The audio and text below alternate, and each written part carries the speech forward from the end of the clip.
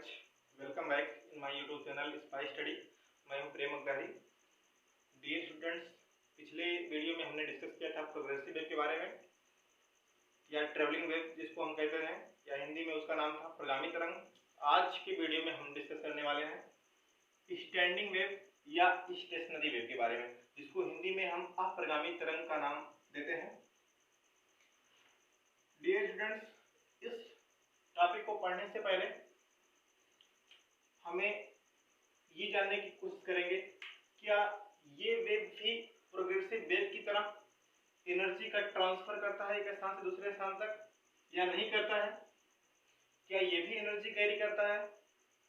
अगर करता है तो किस प्रकार से करता है? अगर नहीं करता है तो क्यों नहीं करता है? इस प्रकार के क्वेश्चंस को हम यहाँ पे डिस्कस करेंगे।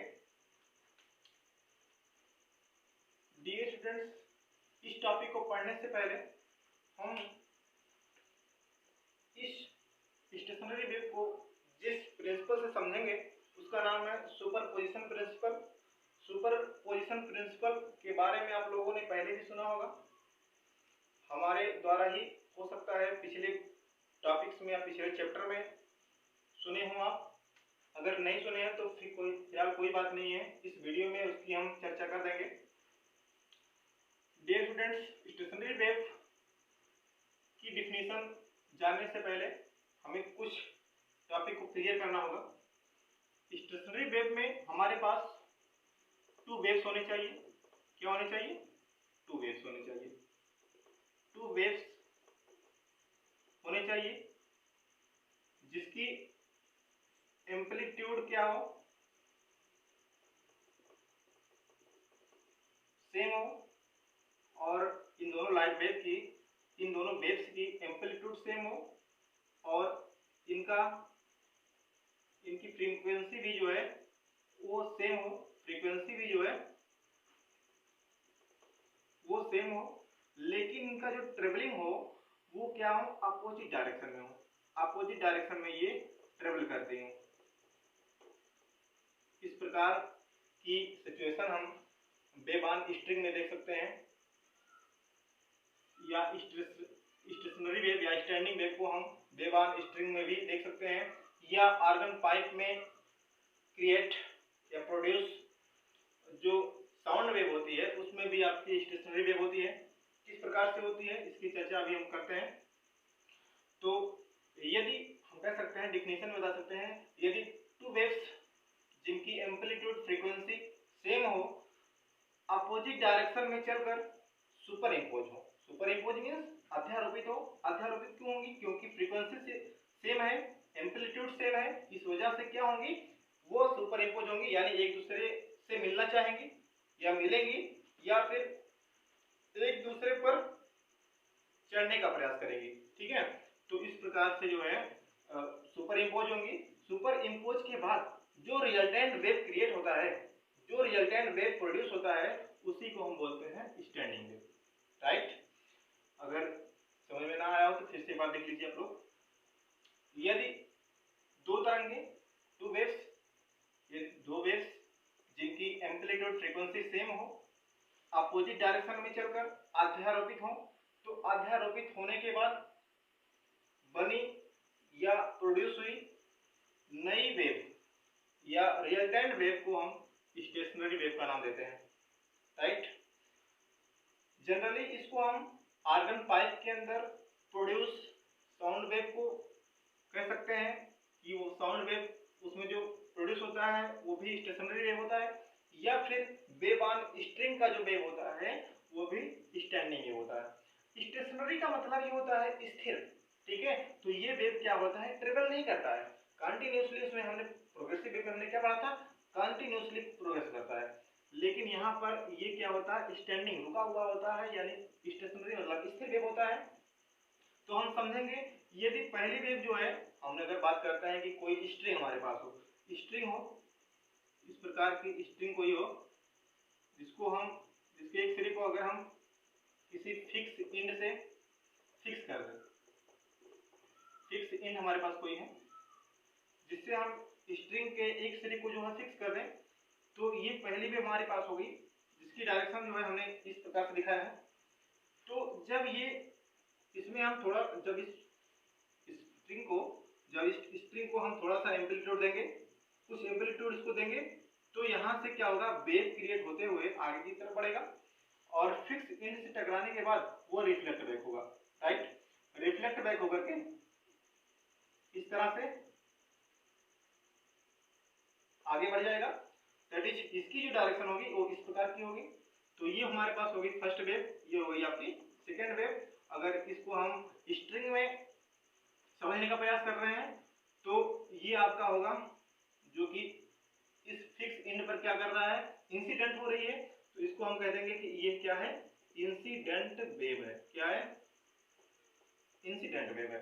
और दूसरा जो है यहाँ एक फिक्स एंड से रिफ्लेक्ट बैक हो रही है, इस वेव का हम नाम दे देते हैं reflected wave, reflected wave, right.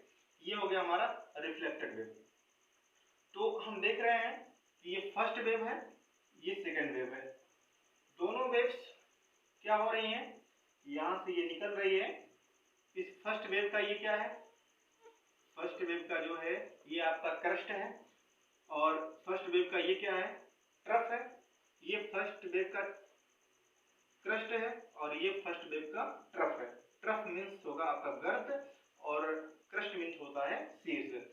ये सेकंड वेव की बात करें तो ये सेकंड वेव का क्या होगा, ट्रफ होगा।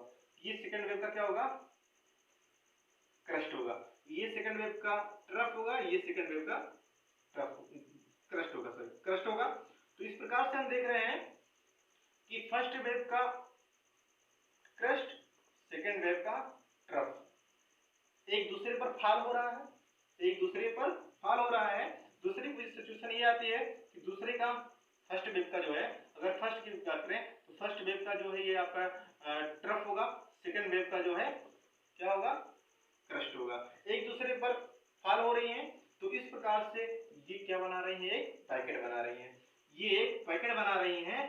यही पैकेट का जो वेव होगा वही क्या है, स्टैंडिंग वेव है। ये वेव जो हो रही है वो अपने स्थान पर क्या है, स्टैंडिंग हुई है, यानी कि स्टेशनरी है। तो इस प्रकार के वेव को हम, ये रिजल्टेंट वेव, इन दोनों वेव्स के द्वारा प्रोड्यूस ये रिजल्टेंट वेव होगा। इसी रिजल्टेंट वेव को हम बोलते हैं stationary wave, right. Stationary wave ये हो गया स्टेशनरी वेव इस पैकेट में। अब अगर हम बात करें कि एनर्जी का ट्रेवल इसमें होता है या नहीं होता है, तो एनर्जी की ट्रेवल की अगर हम बात करें तो यहाँ पे एनर्जी का जो ट्रेवल होता है वो फर्स्ट वेव की अगर हम बात करें इस प्रकार से, अगर ये जा रही है तो फर्स्ट वेव का ये क्या होगा, एम्पलीट्यूड, ये क्या होगा, सेकंड वेव का एम्पलीट्यूड होगा, राइट। सेकंड वेव का एम्पलीट्यूड ये होगा, फर्स्ट वेव का एम्पलीट्यूड ये होगा।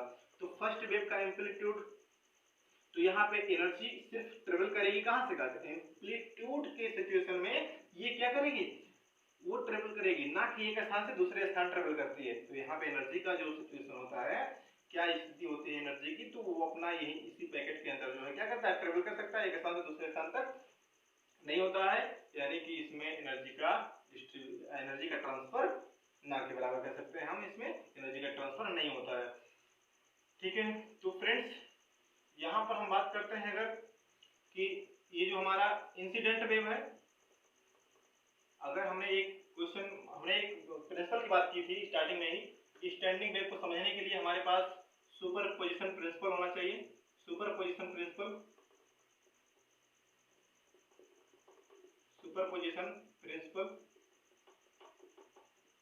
ये सुपरपोजिशन प्रिंसिपल होता क्या है, तो सुपरपोजिशन प्रिंसिपल जो होता है वो हमारा, जैसे हमने बात किया कि सुपरपोजिशन प्रिंसिपल जो है तब लगता है जब सेम एम्पलीट्यूड सेम फ्रीक्वेंसी की दो वेव्स हों, ठीक है, तो उन पर ये प्रिंसिपल लागू होता है।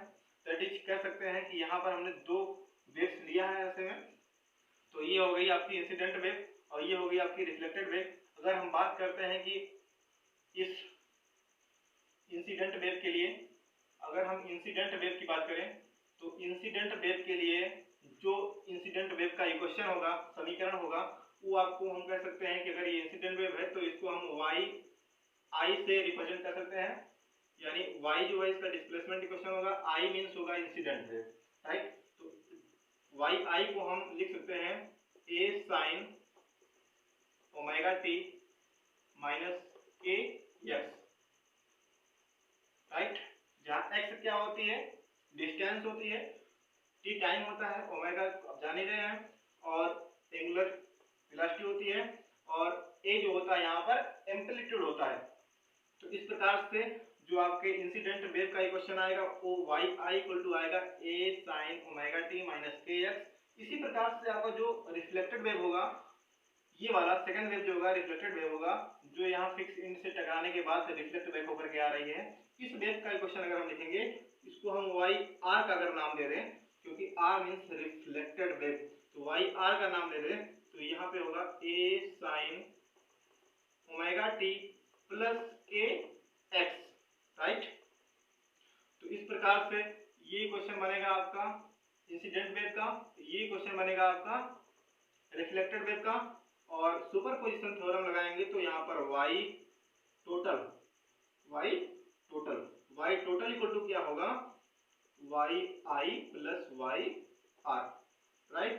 तो इसी को हम कहते हैं सुपरपोजिशन प्रिंसिपल, राइट। तो आई होप आप लोगों को स्टेशनरी वेव समझ में आ गया होगा। Thank you class.